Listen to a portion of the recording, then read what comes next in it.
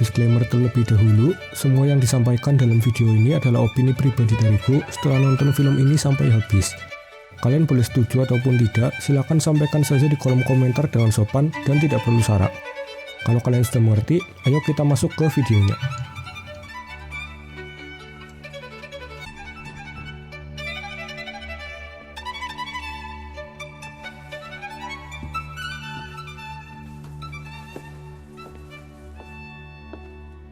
Halo guys, selamat datang di konten nonton aja. Di konten ini aku akan membahas anime atau film yang mungkin saja belum pernah kalian tonton. Video kali ini akan membahas tentang film yang berjudul The Best Offer. Biar nggak kelamaan, kita langsung masuk aja ke pembahasannya.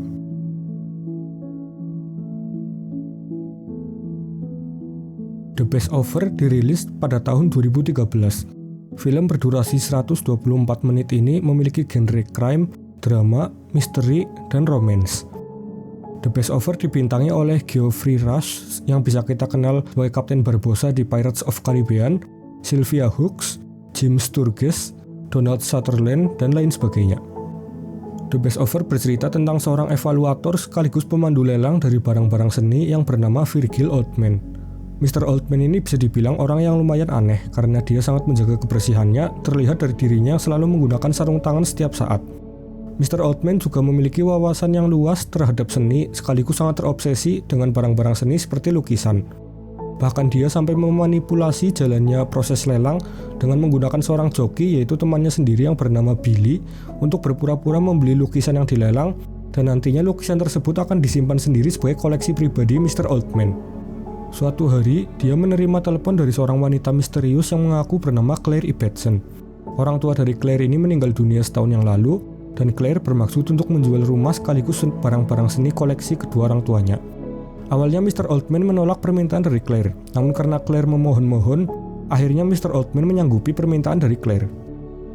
Pada kunjungan pertamanya, tidak ada satupun orang yang menyambut atau memberikan akses ke Mr. Oldman untuk melihat ke dalam rumah yang diceritakan oleh Claire. Hal itu membuat Mr. Oldman sangat marah. Mengetahui Mr. Oldman tidak bisa masuk, Claire berusaha untuk meminta maaf kepada Mr. Oldman yang masih marah karena Claire ini terkesan tidak serius untuk menjual rumahnya. Setelah Claire memohon-mohon lagi, Mr. Oldman pun bersedia untuk memberikan kesempatan kedua kepada Claire. Keesokan harinya, Mr. Oldman datang lagi ke rumah tersebut. Saat itu ada seorang penjaga rumah yang ditugaskan oleh Claire untuk memandu Mr. Oldman dalam melakukan pengecekan terhadap rumah tersebut. Kita sebut saja penjaga rumah ini dengan nama Tejo. Dengan arahan dari Tejo, Mr. Oldman berkeliling rumah tersebut. Di ruang bawah tanah, Mr. Oldman menemukan benda yang terlihat seperti bagian dari suatu sistem mekanis. Benda itu dipungut oleh Mr. Oldman. Nantinya benda ini akan diberikan kepada teknisi yang dia kenal bernama Robert untuk dilakukan restorasi. Barangkali sistem mekanis ini adalah barang antik yang bernilai tinggi. Sampai akhir pengecekan, Claire ini tidak muncul di rumah tersebut. Mr. Oldman menanyakan keberadaan Claire kepada Tejo. Tejo menjelaskan kalau Claire tidak bisa bertemu karena dia memiliki suatu penyakit aneh yang tidak bisa dijelaskan. Mr. Oldman menanyakan kelanjutan dari penjualan rumah tersebut kepada Claire melalui telepon kantornya karena Mr. Oldman ini tidak punya HP. Claire menyetujui apapun langkah yang dilakukan Mr. Oldman dalam proses penjualan rumahnya. Hari selanjutnya, Mr. Oldman membawa anak buahnya untuk mengangkut barang-barang yang ada di rumah itu yang nantinya akan dilakukan penilaian harga di kantornya. Tetapi keadaan dari beberapa barang di rumah tersebut mengalami perubahan dari kondisi saat Mr. Oldman melihatnya kemarin. Hal itu membuat Mr. Oldman kesal, dan akhirnya dia pun bisa berkomunikasi dengan Claire melalui HP-nya Tejo. Di dalam telepon tersebut, Claire mengaku kalau dia tidak keluar dari kamarnya dan tidak menyentuh apapun. Tetapi Mr. Oldman masih mendesak Claire untuk mengaku kalau Claire lah yang mengubah kondisi barang di rumahnya. Saat sedang telepon tersebut, Mr. Oldman menebak di mana posisi Claire berada karena dari suara Claire di telepon terdapat suara-suara berisik seperti kondisi di sekitar Mr. Oldman. Ternyata Claire memang berada di ruangan rahasia di rumah tersebut. Saat mengetahui posisi persis ruang rahasia Claire, Mr. Oldman memaksa Claire untuk keluar, namun Claire malah menjadi panik dan histeris. Melihat tingkah aneh Claire, Mr. Oldman berusaha untuk mengorek informasi lebih dalam dari Tejo. Tejo bercerita kalau Claire ini memang sudah seperti itu sejak orang tuanya masih hidup. Claire tidak pernah meninggalkan rumahnya. Jarak paling jauh dia keluar dari ruang rahasia tersebut hanya saat dia ingin ke toilet saja. Dengan modus ingin memberikan kontrak penjualan kepada Claire, Mr. Oldman ingin mengintip ke dalam ruang rahasia Claire. Untuk pertama kalinya, Mr. Oldman berkomunikasi dengan Claire secara langsung tanpa bantuan telepon. Dari percakapan pertamanya, Mr. Oldman ini terlihat semakin penasaran dengan Claire karena merasa kalau dirinya ini memiliki suatu kesamaan dengan Claire, yaitu mereka memiliki suatu ketakutan dan berusaha untuk melindungi diri dari hal yang mereka takutkan. Mr. Oldman terlihat takut untuk bersentuhan dengan orang lain, sedangkan Claire takut dengan dunia luar. Dia pun menceritakan rasa penasarannya kepada Robert.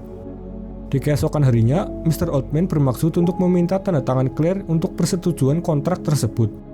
Awalnya Claire berterima kasih secara ramah kepada Mr. Oldman karena sudah membantu administrasi yang dibutuhkan dalam penjualan. Namun setelah itu Claire malah menyinggung Mr. Oldman yang mewarnai rambutnya untuk menutupi uban. Mr. Oldman menjadi sewot karena sindiran tersebut. Mr. Oldman pun pergi dengan marah, namun sebelum pergi, Tejo memberikan kunci rumah supaya Mr. Oldman bisa lebih leluasa keluar masuk rumah. Mr. Oldman kembali meneliti terkait gangguan yang dihadapi oleh Claire. Dia merasa kalau Claire ini mengidap agorafobia atau ketakutan terhadap tempat terbuka. Sambil menyerahkan bagian-bagian yang dia temukan di rumah Claire, Mr. Oldman juga curhat kepada Robert terkait dengan rasa penasarannya yang semakin besar kepada Claire. Beberapa hari, Claire tidak menghubungi kantor Mr. Oldman. Mr. Oldman jadi khawatir dengan kondisi Claire, dan karena dia punya kunci, dia pun kembali ke rumah Claire dengan maksud untuk mengecek kondisinya. Ternyata betul, di dalam rumah, Claire mengaku kalau dia sakitnya sedang kambuh dan dia sempat pingsan. Mr. Oldman berusaha untuk mengeluarkan Claire, tapi Claire malah semakin panik dan histeris. Mr. Oldman sampai membeli HP-nya sendiri demi bisa berhubungan dengan Claire tanpa menggunakan telepon kantor. Dengan modus mengurus administrasi penjualan, Mr. Oldman pun mampir ke rumah Claire lagi, namun hari ini dia datang dengan maksud dan strategi yang berbeda. Saat hendak pulang, dia pura-pura keluar dengan membanting pintu, lalu dia segera ngumpet di belakang patung, sehingga dia bisa melihat Claire saat dia keluar dari ruang rahasianya. Ternyata benar, tidak beberapa lama Claire keluar dari ruangannya. Hari itu jadi hari pertama untuk Mr. Oldman melihat sosok dari Claire. Dia pun curhat dengan Robert. Mr. Oldman ini menyatakan rasa tertariknya kepada Claire karena dia merasa ada yang lain di senyummu yang membuat lidahku gugup tak bergerak. Ada bentar, kok jadi nyanyi? Intinya Mr. Oldman jatuh cinta kepada Claire. Sesuai saran Robert, di hari ulang tahun Claire, Mr. Oldman bermaksud memberikan hadiah kepada Claire berupa sebuah karangan bunga. Saat diberikan bunga, Claire malah mengamuk karena merasa harga yang ditawarkan oleh Mr. Oldman tidak sesuai dengan harapannya. Mr. Oldman pun jadi ikutan sewot.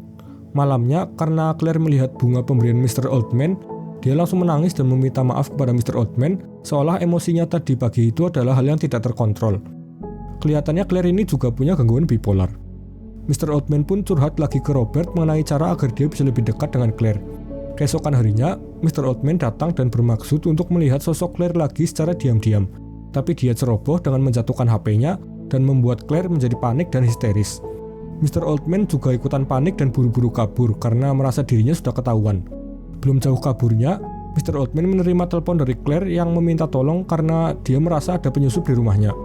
Mr. Oldman merasa lega karena dirinya tidak ketahuan dan dia segera masuk. Melihat Claire panik dan histeris, Mr. Oldman akhirnya mengaku kalau yang tadi menjatuhkan HP adalah dirinya. Awalnya Claire marah besar dan setelah tahu hal tersebut dia mengusir Mr. Oldman. Tapi akhirnya dia memanggil Mr. Oldman lagi dan menunjukkan dirinya kepada Mr. Oldman secara langsung. Mr. Oldman merasa sangat bahagia karena perasaannya selama ini diterima oleh Claire. Rasa jatuh cinta ini adalah yang pertama kalinya bagi Mr. Oldman. Dia rela memberikan segalanya untuk Claire. Mr. Oldman menjadi tidak serius dalam bekerja dan banyak menolak pekerjaan penting. Mr. Oldman pun menunjukkan wilayah privasi yang sangat dijaganya dan menunjukkan lokasi dari koleksi lukisan yang dia miliki dengan cara curang bersama Billy. Namun hal tersebut menjadi blunder terbesar bagi Mr. Oldman. Karena rasa cintanya kepada Claire makin besar, Mr. Oldman bermaksud untuk pensiun dari pekerjaannya sebagai pemandu lelang dan melamar Claire untuk menikah dengannya agar mereka bisa hidup bersama di sisa umur mereka. Pekerjaan terakhir yang diterima Mr. Oldman adalah menjadi pemandu lelang di London. Pekerjaan tersebut berjalan dengan sangat lancar. Dia menerima banyak sanjungan dan ucapan perpisahan dari peserta lelang saat itu, termasuk dari temannya sendiri, Billy. Billy mengucapkan salam perpisahan dan berkata akan mengirimkan Mr. Oldman sebuah lukisan sebagai bentuk kenang-kenangan dari dirinya. Sesampainya di rumah, Mr. Oldman mencari keberadaan Claire. Pelayan rumahnya berkata bahwa Claire baru saja pergi bareng Robert dan kekasih gelapnya yang bernama Sarah. Mr. Oldman masuk ke dalam ruangan rahasianya untuk menaruh lukisan yang diberikan oleh Billy. Tetapi saat masuk ke ruangan tersebut, Mr. Oldman sangat terkejut. Semua lukisan yang dimiliki hilang tanpa bersisa. Yang tersisa di ruangan itu hanyalah sebuah automat yang Mr. Oldman rakit bersama Robert dari bahan-bahan yang dia ambil di rumah Claire. Automat itu mengatakan, There is always something authentic concealed in every forgery.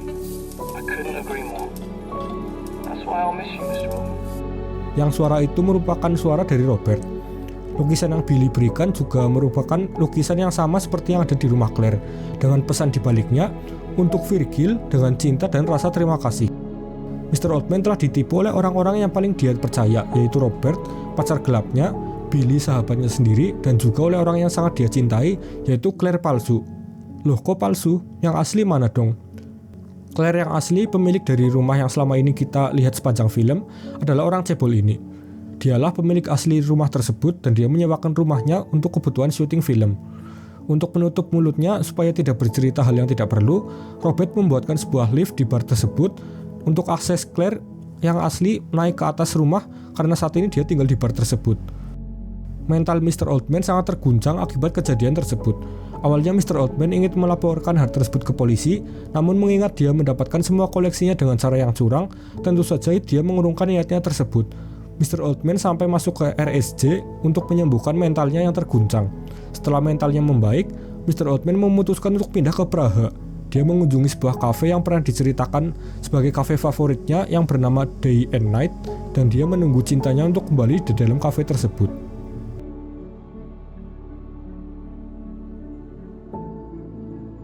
Suatu hari saat aku sedang bosan nonton anime, aku mencoba mencari hiburan yang lain. Saat itu aku mampir ke web download film favoritku yang inisialnya M, dan kebetulan film ini muncul di homepage. Saat aku pertama kali lihat genre film ini, aku merasa aneh. Kok bisa genre crime dan romance itu ada dalam satu film? Rasanya aneh buatku. Akhirnya aku putuskan untuk download film ini dan nonton sampai habis. Dan perasaanku saat nonton film ini pertama kali, aku benar-benar terkejut dengan endingnya karena endingnya tidak ketebak olehku. Perubahan kepribadian Mr. Oldman dalam film ini yang awalnya terlihat freak, perfeksionis, dan antisosial, jadi orang yang sangat terbuka karena adanya Claire. Mr. Oldman sering menyemir rambutnya untuk menutup uban, memutuskan untuk menghilangkan semirnya karena dikomen oleh Claire. Mr. Oldman juga sampai melepas sarung tangan yang selalu dia pakai sebagai simbolisasi kalau dia ini sudah berani menghadapi ketakutannya selama ini bersama Claire. Mr. Oldman pun melakukan apapun demi Claire, tapi apa yang didapatnya? Pengkhianatan. Sesuai banget dengan judul lagu The Massive, yaitu Cinta Ini Membunuhku. Terus juga semua skenario yang dibuat untuk menghancurkan Mr. Oldman ini sangat smooth. Dari awal, kita nggak ada ditunjukkan indikasi kalau orang-orang di sekitar Mr. Oldman akan menghancurkannya. Soalnya kebanyakan film genre crime yang aku tonton itu pasti pelakunya atau si tokoh utama itu akan menang di akhir. Tapi di sini tidak. Tokoh utama kita jadi korban dan malah hancur di akhir. Damn, belum pernah aku nonton film kayak gini. Mungkin sih selain film ini harusnya ada juga film sejenis. Bisa saja kalian tulis di kolom komentar, siapa tahu aku bisa nonton. Tapi aku bener-bener impress dengan film ini. Plot twist yang disajikan itu sangat wow buatku. Kalau menurut kalian gimana? Coba sampein aja di kolom komentar.